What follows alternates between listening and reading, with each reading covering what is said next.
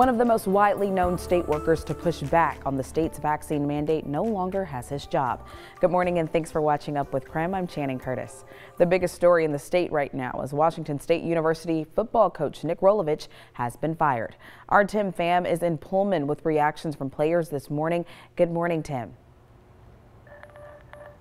Hey, good morning to you, Channing. Yeah, players are at Martin Stadium right now practicing for the first time without Nick Rolovich as their head coach. This after Rolovich was fired for not following Governor Jay Inslee's vaccine mandate. This all went down last night, but of course, this is something that we've been following for months in the fallout of Rolovich. You know, coming off of a 3-game winning streak, but all overshadowed by this as the deadline continued to inch closer and Rolovich staying firm on his stance on the vaccine. So the deadline for that vaccine mandate happened last night, and so WSU ultimately made the decision at a news conference last night, making it official. Over the last couple of months, Rolovich made it known he'd follow the mandate but didn't explain specifics about how. It later came out that Rolovich did in fact apply for a religious exemption for the university, but they eventually denied that request. A religious exemption in Washington State requires that employers must provide a reasonable accommodation to qualified workers unless the accommodation would pose a difficult expense of resources like a COVID-19 test. WSU leaders said they could not make accommodations for Rolovich if he was unvaccinated. It's surreal is a good way to describe it, but it's really more just a lot of heartbreak for the young men in our locker room. WSU President Kirk Schulz says the university has taken a strong pro-vaccine stance and that students have had the vaccine requirement since April. WSU Athletics also announcing assistant coaches Ricky Logo, John Richardson, Craig Stutzman, and Mark Weber were also fired because of the vaccine mandate. Rolovich's firing really making headlines across the country and even the world.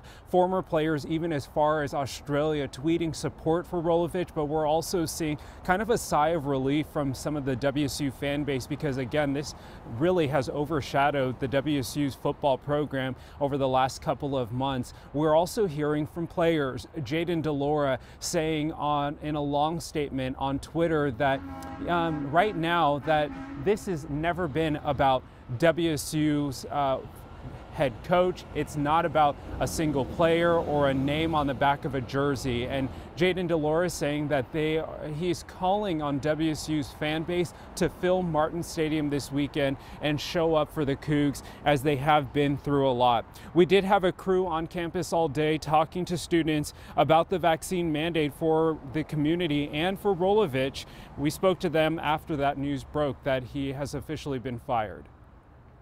That's a little bit shocking, honestly. I didn't think he would be fired for that, but I guess if that's what he needs to do is get the vaccine to keep his job, then he has to do it. It seemed like the team just started to start picking up pace and starting to do well. So I don't really know. I hope they can go and win games still.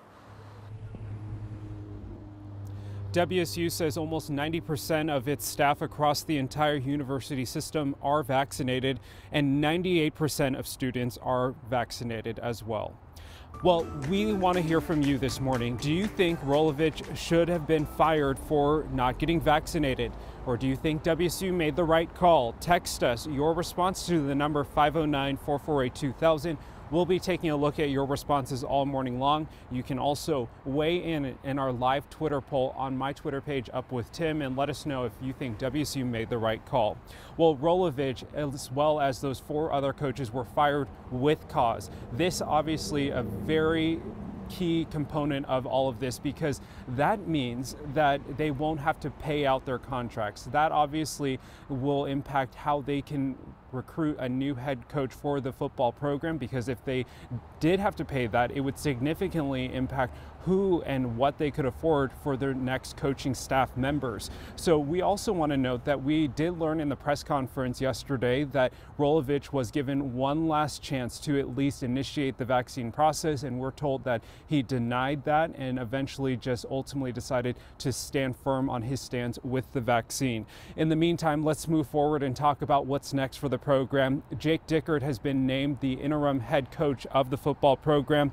The defensive coordinator has been with the Cougars for a year, but it's not his first year as a collegiate coach. He has 14 years of experience coaching all over the country, but mostly on the defensive side of the ball. Right now, WSU has a 4-3 record, 3-2 in Pac-12 play. On Saturday, BYU will be coming to Pullman to play the Cougs, but then the Cougs have to hit the road to Oregon and then Apple Cup in Seattle. Now, with all of this, WSU President Kirk Schulz really hoping to stay positive about the future of this program and encouraging the Coug fan base to do the same.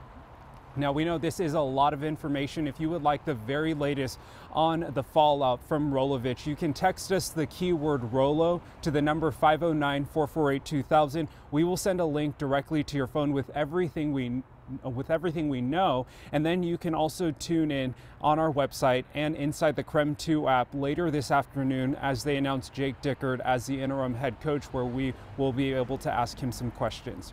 Reporting in Pullman, I'm Tim Pham. Back to you.